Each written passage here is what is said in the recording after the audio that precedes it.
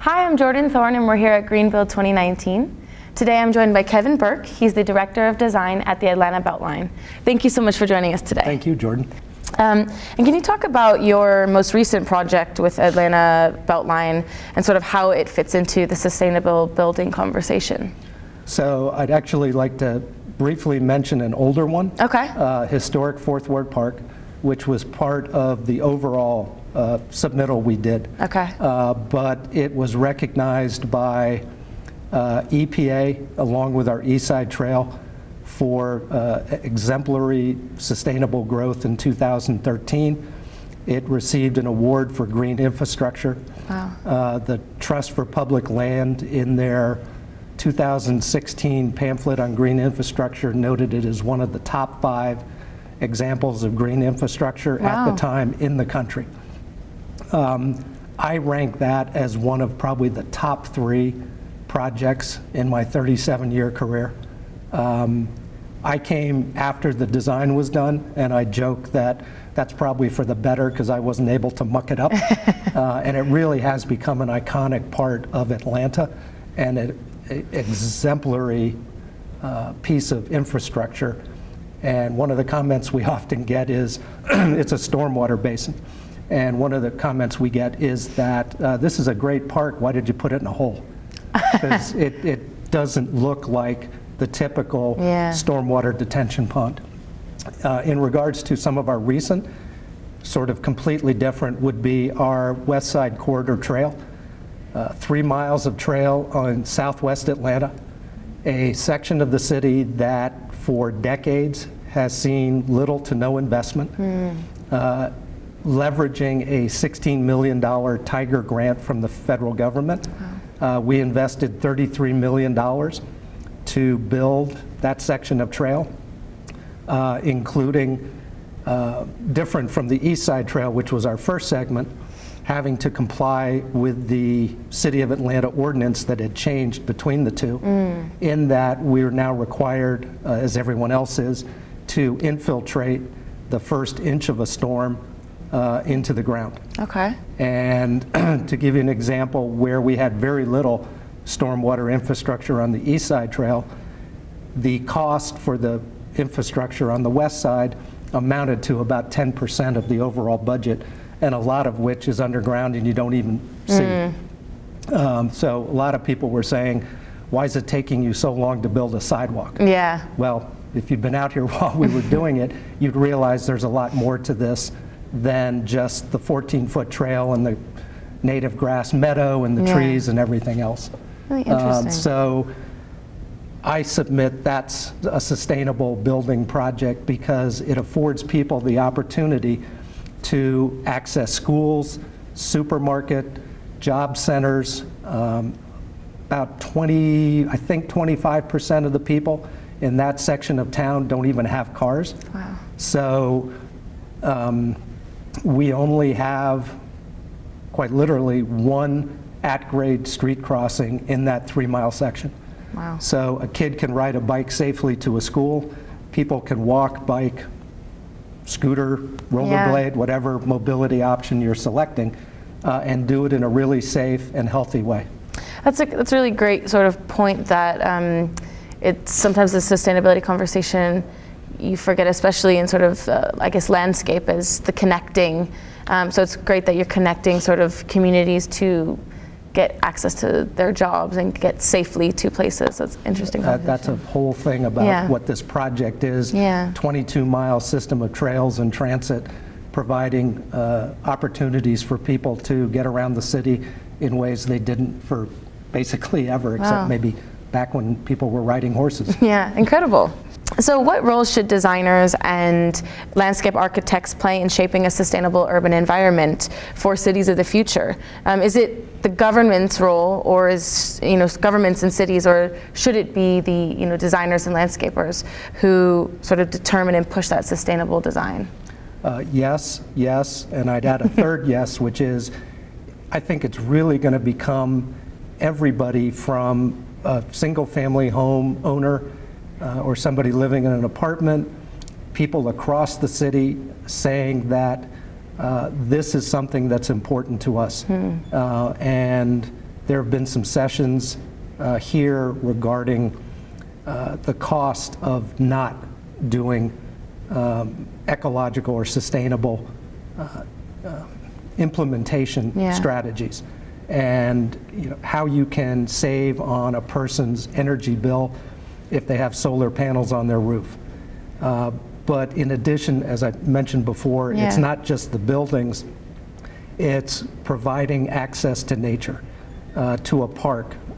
Trust for Public Land, again, has a goal of anybody in the city should have no more than a 30-minute walk to a park. I'm sorry, it's not 30-minute, it's half a mile distance to a park. Is much smaller than that, yeah. And that's something the former mayor was on board with, and we're trying to build a bunch of new parks, renovate some old spaces, and it's really when you tie all this together that the city of the future will no doubt be denser, will not be able to sprawl, and while you're going up, you need to create those spaces where people can get out of those buildings and just find a space, close your eyes, relax, and just hopefully still listen to birds and experience nature in the widest and grandest scale possible. Amazing. Sounds like a city I'd like to live in. I mean, so as you start to implement and adhere to particular environmental standards, such as LEEDs or the Sustainable Sites Initiative, how do you, I guess you've sort of touched on it a little bit, but how sort of maybe in the next 20 years do you envision the future of cities looking like?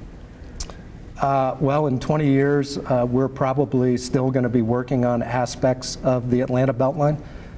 And I see that as a real model. So you can go to the one everybody knows is the High Line in New York, and while that's not representative of most of the rest of the country because of the value of the land around it and what that means, and it's a linear park, trail, whatever term you want to use. The 606 in Chicago, Rail Park in Philadelphia. Take your pick. Most of these are linear in nature. Ours is unique in that in the 19th century, 4 railroads each built a quadrant of in essentially a bypass around Atlanta. With the advent of the interstate system, a lot of businesses moved out of the city. The client base evaporated, and slowly corridors or segments were abandoned by the railroads because they had no clients. We now own about 3/4 of our 22-mile loop. Wow. And that's where we're building out our trail and our parks. And we've seen remarkable changes in the 11 years I've been here. When I first got here, nobody wanted or cared about bike riding to get to work. Nobody cared about walking as much. It was still a car-centric community. And I honestly can't tell you when the shift was, but probably sometime around 13, 14, as we started to come out of the recession, there was a tectonic shift in attitude, and people want to bike to work. We opened the East Side Trail in 2012, and immediately, and I mean the day we opened it, at the north end of that section at the 10th Street and Monroe Drive is Grady High School. As I mentioned before, most of the time when these corridors were built, back then they wanted to avoid horse and buggies. So they were either below streets or above them. We have maybe 12 or 13 at-grade crossings in 22 miles. That's a result of the old railroads making that decision.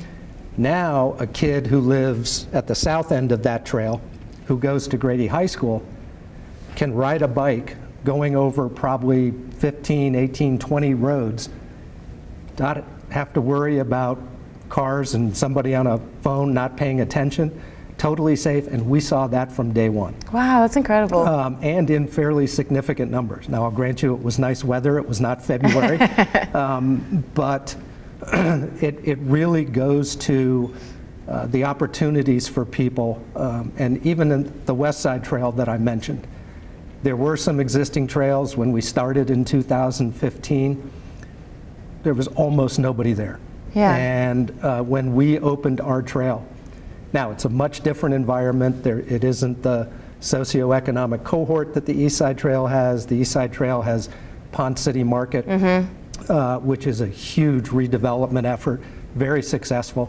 Has a lot more single-family homes, but in the first 2 years that trail has been open, we're up to close to, I believe, 160 to 170,000 people using that trail for either recreation. I've been out, I've seen older couples or groups who are using it for exercise, kids riding it either to get to the supermarket or to school or wherever, or just to be out.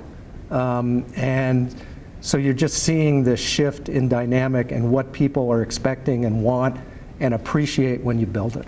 It's really interesting. Do you think it's because there has been a shift, or do you think once you sort of allow people to kind of get out more and sort of give them kind of better opportunities to access different things, that the behavior changes? Well, I'm not sure I can answer that because just maybe on your opinion. I don't have the data to back that up, but again, once we opened the East Side Trail in 2012.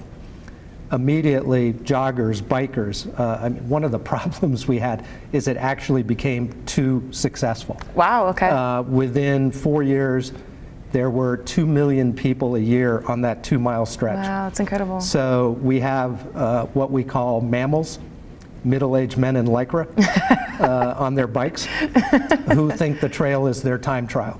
So they're trying to go as fast as they can. Okay. You have pedestrians or families or just friends who want to walk 4 across. Now let's add in a mom and or dad or both with a dual baby carriage and a golden retriever on an extend-a-leash, and pretty soon the 14-foot wide trail becomes almost unusable. Wow. So there are times of a sunny, warm weekend. I know people who won't go anywhere near the trail. Okay. I also know people who use that trail to bike from their homes in adjoining Decatur to get to their jobs in Midtown. So it's about a 6 or 7 mile bike ride each way. So, you know, we're seeing that shift, and I think it really has to do with millennials, and I think it's called Gen Z now, that for whatever reasons they've made the decisions they want to live in the urban environment versus living out in Ackworth or wherever and having to get in a car to go wherever they want. Add in the mobility now with scooters, and that really has shifted, and now it's almost, I think, an expectation that as we build it, it's a lame paraphrase, but they will come and they'll use it. And even the South Side Trail, which is about 4 miles long, currently just CSX removed their rail and ties and did a very nice job for us of backblading or grading.